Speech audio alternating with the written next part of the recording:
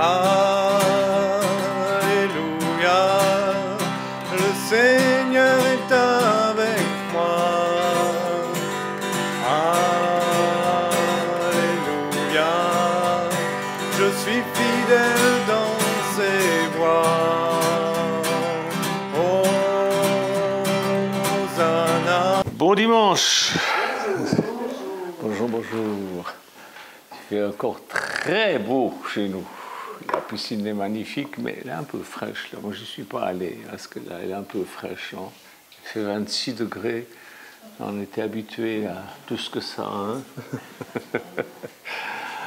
Bien, on va faire une lecture ce matin dans Matthieu chapitre 16, verset 24, pour commencer. Matthieu 16, 24. Jésus parle et il dit à ses disciples, donc à nous aussi, puisque nous nous disciplinons à suivre ses commandements, « Si quelqu'un veut venir après moi, qu'il renonce à lui-même, qu'il se charge de sa croix et qu'il me suive, car celui qui voudra sauver sa vie la perdra, mais celui qui la perdra à cause de moi la trouvera. » Amen. Alors, j'ai lu une définition du mot courage qui m'a bien plu et je voudrais partager ça avec vous. Je vous le lis. La personne courageuse, c'est celle qui arrive à vaincre sa répulsion instinctive devant l'effort et la souffrance. Je trouve que c'est une très bonne définition. Elle n'est pas complète, mais je trouve qu'elle est une bonne définition. J'ai trouvé ça tellement vrai. Et j'ai pensé à Jésus qui nous dit de porter notre croix. Et souvent, quand on entend les chrétiens parler, on voit qu'ils se trompent à ce sujet. On pense que celui ou celle qui souffre patiemment d'une maladie a bien du courage et il porte sa croix. Ben, c'est pas ça du tout. C'est pas ça du tout. Moi, j'ai souvent été malade et je peux vous dire, c'est pas ça porter sa croix. Porter sa croix, c'est prendre sur soi ce qui nous emmène à la crucifixion. C'est pas avoir une maladie. Jésus lui dit, porter sa croix. Celui qui renonce à sa vie, celui qui donnera sa vie, celui qui voudra la sauver, la perdra. Celui qui va... Quand on est malade, dans la maladie, on est bien obligé de la vivre, elle nous tombe dessus comme ça, sans crier gare. Et il nous est dit dans la Bible de se battre contre elle. Si la maladie, c'était la croix qu'on doit porter, on ne devrait pas s'en débarrasser. On devrait dire « Oh, merci Seigneur, j'ai une croix à porter, c'est merveilleux. » Donc, ce n'est pas du courage de porter cette maladie, ce n'est pas du courage, c'est une chose qui vous tombe dessus et ce n'est pas une difficulté que vous allez combattre par choix. La personne courageuse, c'est une personne qui va au combat alors que rien ne l'y oblige. Qui est courageux? Celui ou celle qui pourrait se permettre d'être lâche. Or, quand une maladie vous tombe dessus, vous n'êtes pas lâche, vous n'avez pas le choix. Vous la combattez. Vous ne vous laissez pas faire. Vous ne baissez pas les bras, vous ne lâchez pas les bonnes solutions parce que vous êtes obligé, vous ne voulez pas rester malade. Quand une maladie vous tombe dessus, vous faites ce qu'il faut pour la vaincre, pour vous en débarrasser. Si la maladie, c'était la croix qu'on doit porter, ben, on ne devrait pas s'en débarrasser, je le répète. Premièrement, quand on tombe malade, on garde la foi en Dieu qui guérit, même si des fois c'est un peu long. On garde la foi, mais c'est pas du courage, c'est la foi, c'est normal. Quand on est malade, on suit les conseils du médecin. Et si on trouve qu'il est un peu louche, ben on va en voir un deuxième qui nous dit non, non, c'est pas ça qu'il faut faire, attention.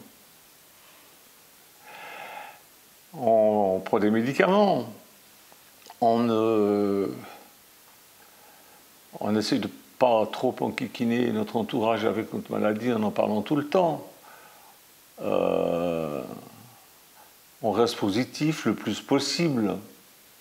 C'est pas toujours facile, mais on peut y arriver, on y arrive, on essaye. On n'est pas habitué à être malade.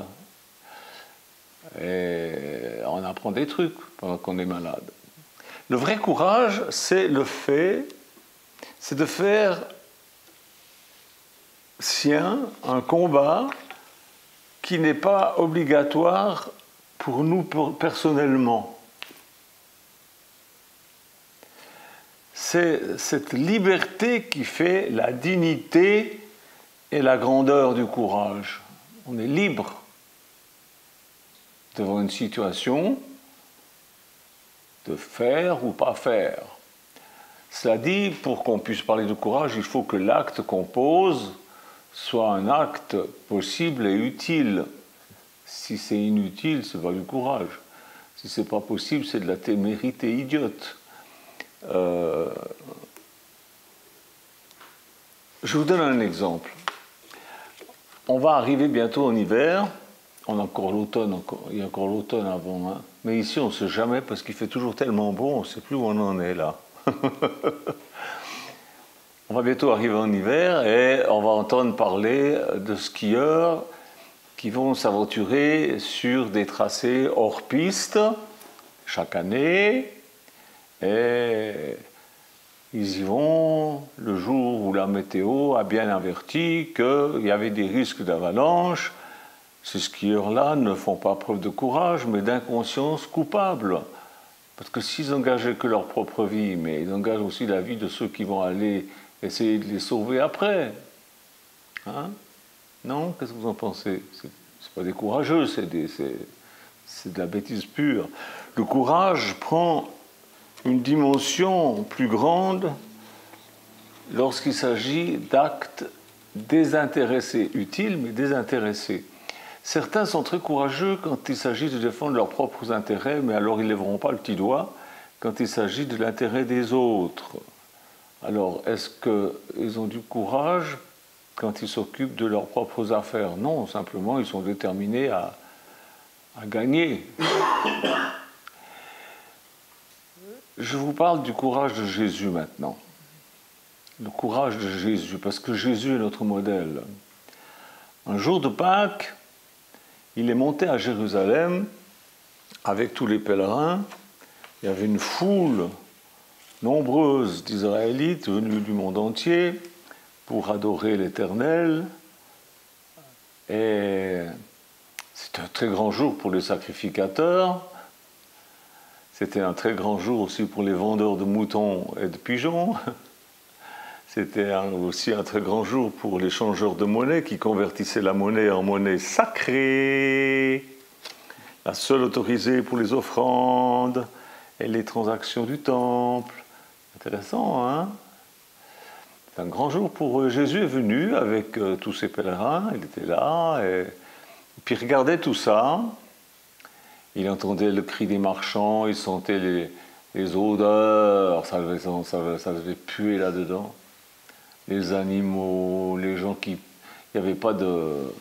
Il n'y avait pas de déodorant à l'époque. Hein. La chaleur. Ça. Il entendait le ricanement des changeurs, il entendait les plaintes des pèlerins qui disaient quand même ils exagèrent, l'année passée c'était moins cher. Mais que faire contre tous ces prêtres qui favorisaient ce commerce, contre tous contre toute cette police, parce qu'il y avait une police du temple qui protégeait ce marché bruyant et désordonné, plus ou moins désordonné. Les obstacles à toute intervention étaient tellement importantes et elles existaient réellement, extérieurement. Il y avait donc le nombre de marchands, il y en avait beaucoup. Il y avait les banquiers qui étaient là. Il y avait les gardes bien armés, il y avait les prêtres, il y avait les lévites qui défendaient leurs intérêts, qui regardaient bien tout ce qui se passait. C'était intéressant, là. Hein. Obstacle intérieur aussi, il y avait une organisation, c'était une organisation séculaire. il y avait des gens considérés, des gens influents. Jésus n'allait pas se mettre à gueuler contre des sales gamins, non, c'était des gens qui étaient infiniment respectables, n'est-ce pas? Enfin, ils s'étaient autoproclamés parce qu'en fait, ils n'étaient pas très nets. Hein.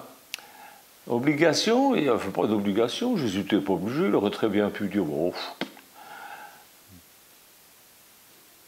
aucune obligation. Les milieux de juifs pieux acceptaient cet état de choses. C'était comme ça. Ils venaient de loin même pour ça. Ils payaient l'hôtel, le voyage. Jésus, il ramasse une corde qui traînait là, enfin plusieurs cordes. C'était certainement des cordes qui avaient servi à attacher des moutons pour les emmener jusque-là afin de les vendre et puis d'aller les égorger un peu plus loin. Et puis il tresse avec ses cordes un fouet, et puis il fonce au milieu de la mêlée qui pue la sueur humaine et la merde des animaux. Il fonce là au milieu, il renverse les tables des changeurs, la monnaie se met à rouler par terre, les gens, ils ne restent pas là en disant « Oh !» Non, pensez, ils se mettent à quatre pattes, en gueulant, qui c'est qui va pouvoir en ramasser le plus possible, un désordre, quelque chose de formidable. Et Jésus frappe les marchands, qui juste avant brutalisaient les animaux innocents, et il crie avec autorité « Ôtez-moi tout ça d'ici !» Et il fait place nette, c'est-à-dire personne ne le seconde, personne, même ses disciples ne bougent pas, dangereux.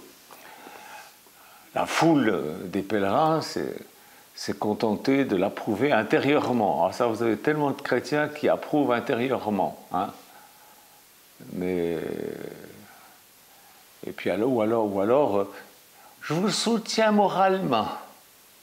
Ou alors, je vous soutiens dans la prière. Hein, ça fait une belle jambe. Hein.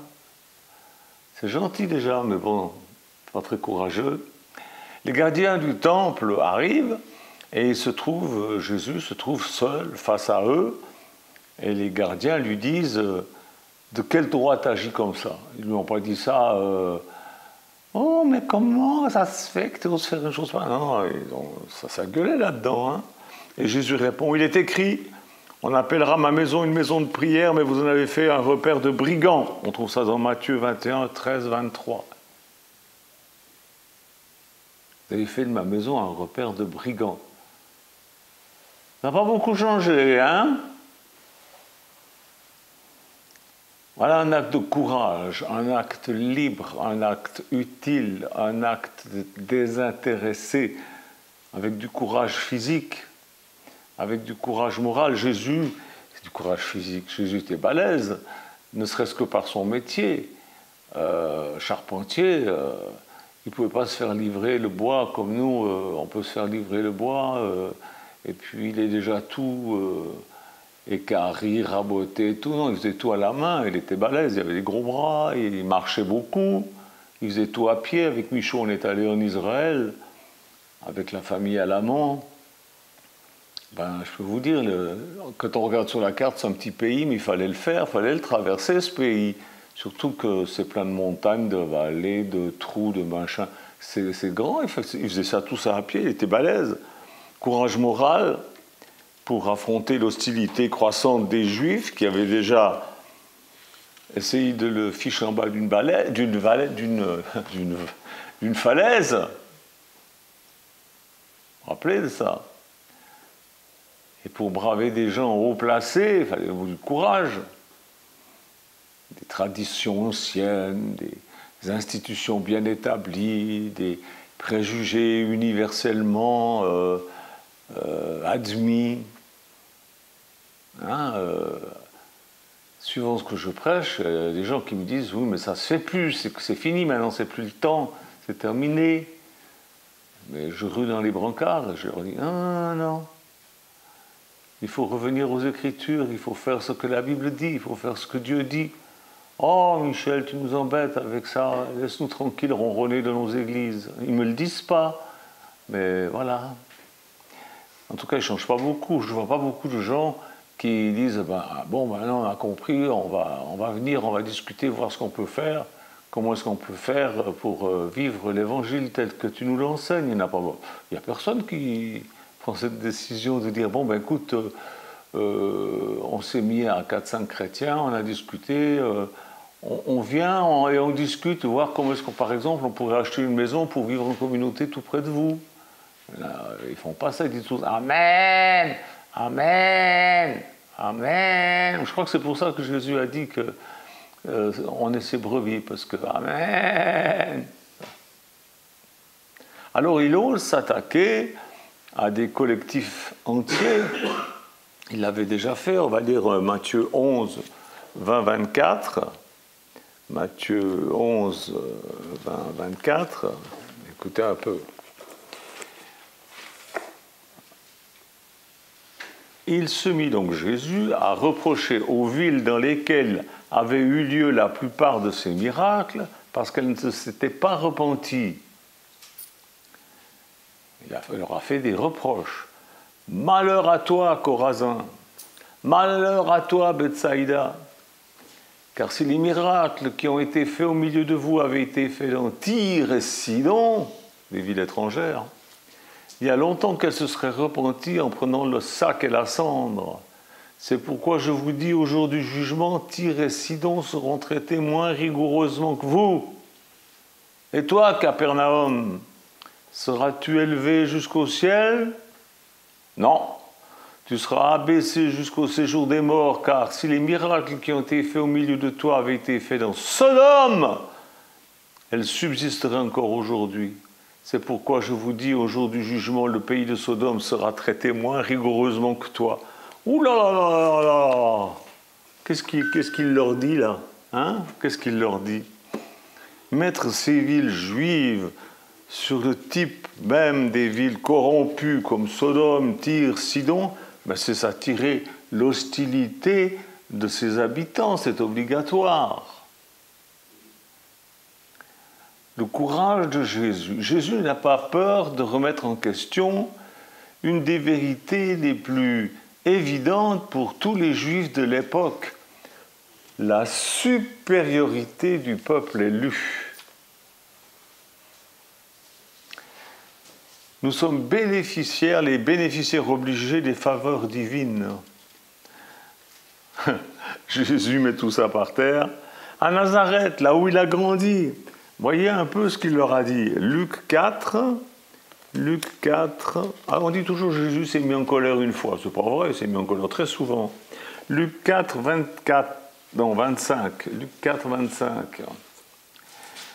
Jésus parle et dit, je vous le dis en vérité, il y avait plusieurs veuves en Israël du temps d'Élie, lorsque le ciel fut fermé 3 ans et 6 mois, et qu'il y eut une grande famine sur toute la terre. Et cependant, Élie ne fut envoyé vers aucune d'elles, vers aucune ville d'Israël, ni vers aucune veuve d'Israël. Cependant, Élie ne fut envoyé vers aucune d'elles, si ce n'est une femme veuve de Sarepta, dans le pays de Sidon, à l'étranger.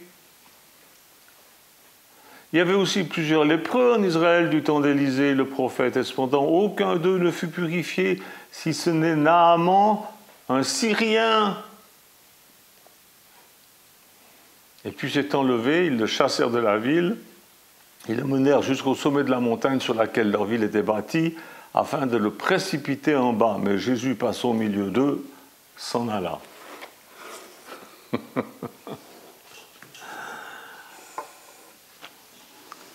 Terrible ce qu'il leur dit. Écoutez sa parole courageuse aux pharisiens.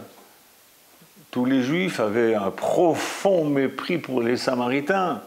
Et il leur parle, vous connaissez tous la parabole du Samaritain. Et c'est un Samaritain, c'est pas un Lévite, c'est pas un prêtre qui a bien agi, mais c'est un Samaritain. Vous croyez qu'ils étaient contents, les Lévites, les pharisiens, les religieux, vous croyez les Juifs, vous croyez qu'ils ont été contents en entendant ça? Et quoi de plus méprisable en Israël que les collecteurs d'impôts? Eh bien, chez Zachée, c'est chez Zachée, essayez de le dire, c'est pas facile, chef des collecteurs d'impôts, que Jésus va loger. Luc 19, 5. Voilà. Vous croyez que ça leur a fait plaisir, vous, aux Juifs et à tout le monde? Non. C'est pas une impression, c'est une réalité. Jésus se plaît à heurter de front les idées reçues, les préjugés tenaces des gens bien pensants. Et vous voudriez que je vous passe de la pommade dans le dos? Non, je vous dirai la vérité toujours, même si ça vous dérange. Et puis si vous ne voulez pas, vous avez qu'à éteindre l'ordinateur, c'est pas plus compliqué. Mais moi, vous ne m'empêcherez pas de dire la vérité. Quand on lui a amené une femme prise en flagrant délit d'adultère, oh, formidable, ils ont trouvé une femme qui faisait l'adultère toute seule. Parce que quand on fait l'adultère, en général, il y a un homme et une femme, shabadabada, shabadabada. Là, non, il n'y avait qu'une femme. Ils ont pris une femme en flagrant délit d'adultère. Ils n'ont pas eu le courage ni d'attraper le bonhomme. Hein? Il était peut-être plus balèze que les religieux, le bonhomme. Hein? Et puis, qu'est-ce qu'il a fait, Jésus? Il s'est mis du côté de la femme. Il a pris la défense de la femme. Et il a humilié les accusateurs de cette femme. Vous trouvez ça dans Luc 8, 9, 11. Tout ça, c'est une accumulation. C'est une accumulation. Et dans la maison de Simon le pharisien, oh, le gentil Simon le pharisien l'invite Jésus et tous ses copains et ses copines. Et voilà qu'arrive une femme de mauvaise vie et Jésus prend encore le parti de cette pécheresse. Luc 7, 40. Mais s'il était vraiment prophète, il saurait à qui il a affaire. Mais il sait à qui il a affaire. Il veut leur apprendre quelque chose. Ils ne l'apprennent pas. Et il va manger avec les collecteurs d'impôts et avec les gens de mauvaise vie. Alors j'aime autant vous dire, à table, les blagues à la bigarre, ça devait fuser. C'était pas forcément Jésus qui les racontait, mais ça ne devait pas être nous allons remercier le Seigneur pour le pain. Passe-moi les haricots, chère sœur bien-aimée. Non, ça devait se marrer, ça devait rigoler. Les gens étaient scandalisés. Et il dit froidement aux pharisiens, vous voyez ces gens-là, de mauvaise vie, ben ils vous devanceront dans le royaume des cieux. Matthieu 21, 31. Mais qu'est-ce qu'il cherche, Jésus? Pourquoi il fait ça? Pourquoi il fait ça? Pour secouer la fausse sécurité de ces gens imbus de leur propre justice et de la grande pureté de leur religion. Ils pensaient qu'ils avaient la seule vraie religion du monde. Vous n'en connaissez pas les églises qui disent « Nous sommes la seule église de Jésus-Christ au monde ». Moi, j'en connais, hein. Alors, ils cherchent à défendre les méprisés, les calomnier à tort. Ils cassent les vieux moules dans lesquels la piété des dignitaires s'était confortablement couchée. Ils cassent les moules. Vous avez appris que... Mais moi je vous dis que... Et bam! Vous lirez tout ça.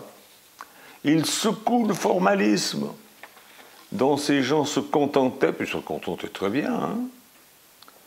Les ablutions sur les mains avant les repas. Bon, c'est bien de se laver les mains avant le repas, mais enfin, voilà.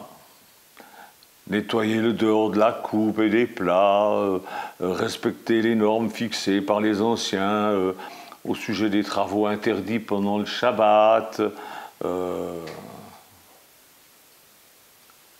Et puis il fait ce que les autres considèrent comme scandaleux.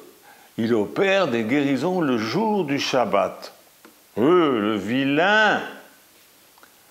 Et oups, il omet de jeûner les jours rituels où il faut jeûner. Ah ben j'ai oublié. Ah, c'est ballot, hein? Non, il n'avait pas oublié, il l'a fait exprès. Pourquoi? Pour apprendre aux gens à faire la distinction entre l'essentiel et le secondaire. Pour que les gens apprennent à faire la distinction entre le contenu et le contenant, le fond et la forme. La principale loi de Dieu, la Bible, est le Talmud. Je vais vous parler bientôt du Talmud, vous allez être écœurés. Le Talmud, c'est une loi orale qui a été rajoutée par les juifs religieux. Elle était orale et du temps de Jésus, ils l'étudiaient dans la synagogue. Et encore aujourd'hui, ils l'étudient dans les synagogues. Comment on les appelle? Des écoles talmudiques. Ils étudient la Torah, c'est-à-dire les 5 livres de Moïse, et le Talmud. Mais je vais vous faire une étude sur le Talmud, vous allez être écœurés. En fait, le Talmud, c'est ce qui a inspiré les musulmans pour faire la charia. Ni plus ni moins.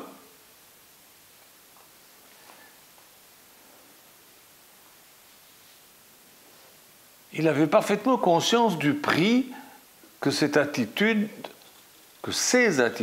lui coûteraient.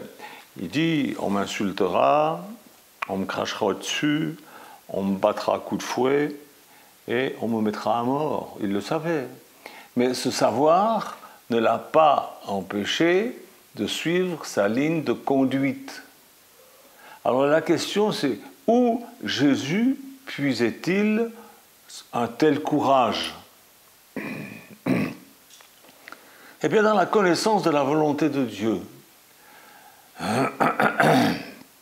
Beaucoup de gens s'imaginent que Jésus allait prier et puis que Dieu lui disait, aujourd'hui, à 3h30, tu vas rencontrer une bonne femme qui a mal au bras, eh ben, tu vas la guérir, et puis 5h moins le quart, tu vas rencontrer un bonhomme, tu vas lui dire ci, tu vas lui dire ça. Bien sûr, ça a dû arriver. Mais Jésus, surtout, avait lu les Écritures comme nous pouvons lire les Écritures. Et quand on lit les Écritures, on connaît la volonté de Dieu, on sait ce que Dieu veut. Il avait lu les Écritures, il savait, parce qu'il les avait lues, ce qui était vrai, ce qui était faux. Et il était dans le vrai, et il le savait, parce qu'il savait qu'il était conforme à ce que Dieu veut. Il croit dans sa destinée. Il savait que l'Écriture parlait de lui. Nous aussi, on sait que l'Écriture parle de nous. Est-ce que vous savez que l'Écriture parle de vous? Il croit qu'il est dans les mains de Dieu. Psaume 31, verset 16.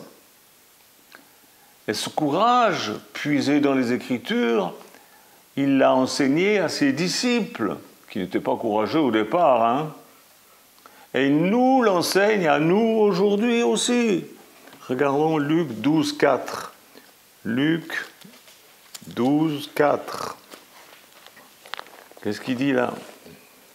Je vous dis à vous qui êtes mes amis, ne craignez pas ceux qui tuent le corps et qui après cela ne peuvent rien faire de plus. Je vous montrerai qui vous devez craindre. Craignez celui qui, après avoir tué, a le pouvoir de jeter dans la géhenne. Oui, je vous le dis, c'est lui que vous devez craindre. Alors les gens pensent, il faut craindre le diable. Non, ce n'est pas le diable. C'est Dieu que vous devez craindre, parce que après vous avoir fait mourir, il peut vous jeter dans la géhenne. Ce n'est pas le diable qui va vous jeter dans la géhenne.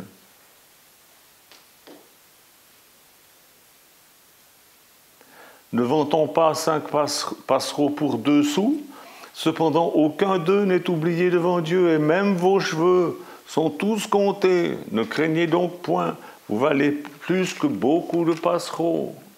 Et je vous dis que quiconque se déclarera publiquement pour moi, le Fils de l'homme se déclarera aussi pour lui devant les anges de Dieu. C'est ça, porter sa croix. C'est avoir le courage de vivre et de parler l'évangile de Jésus-Christ, de dire la vérité.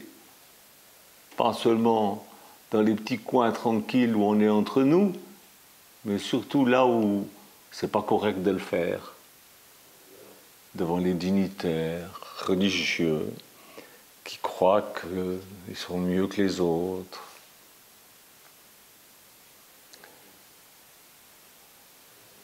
Il l'a enseigné à ses disciples et nous l'enseigne à nous. Et je vais terminer ma prédication en vous disant cela. Jésus a dit un jour, n'y a-t-il pas 12 heures dans une journée? Si on marche pendant qu'il fait jour, on ne risque pas de se cogner contre un obstacle, parce qu'on y voit clair. Jean 11, 9. Si vous n'y voyez pas clair, c'est que vous marchez dans les ténèbres. Si vous ne savez pas ce que Dieu veut de votre vie, c'est parce que vous marchez dans les ténèbres. Et si vous marchez dans les ténèbres, c'est parce que vous ne lisez pas les Écritures. Et vous ne lisez pas les Écritures, pourquoi? Parce que vous regardez les feux de l'amour, parce que vous êtes sur votre téléphone en train de répondre à des âneries et des machins. Lisez les Saintes Écritures pour savoir ce que Dieu veut de vous. Marchez dans la lumière et vous ne heurterez pas des obstacles. Bon, c'est vrai que vous aurez pour fin les persécutions, mais aussi la vie éternelle. Mais Jésus vous a averti, on le sait. On doit porter notre croix, c'est-à-dire qu'on doit prendre sur nous ce qui nous mène à Golgotha, à notre propre mort, au fait d'être rejeté, au fait d'être blessé, tué par les impies. Est-ce que vous m'avez bien saisi ce matin? Porter sa croix, c'est pas supporter sa belle-mère. Porter sa croix, c'est pas supporter une maladie. Porter sa croix, c'est faire ce que Jésus veut que nous fassions, que nous soyons des témoins de la vérité et de l'amour. Au nom de Jésus, j'ai dit Amen. Merci Seigneur de bénir chacun et chacune, que ton nom soit glorifié dans leur vie. Amen. Amen. Au revoir.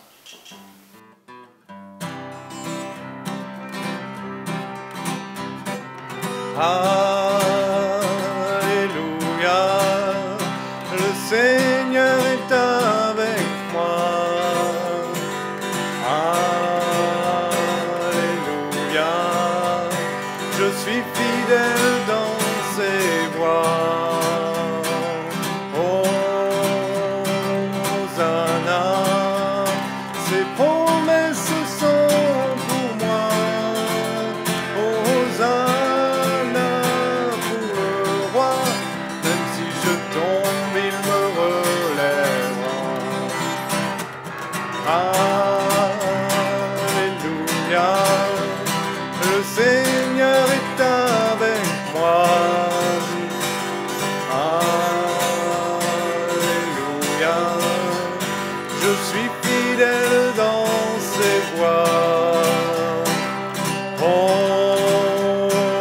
Hosanna, ses promesses sont pour moi. Hosanna pour le roi, même si je tombe, il me relèvera.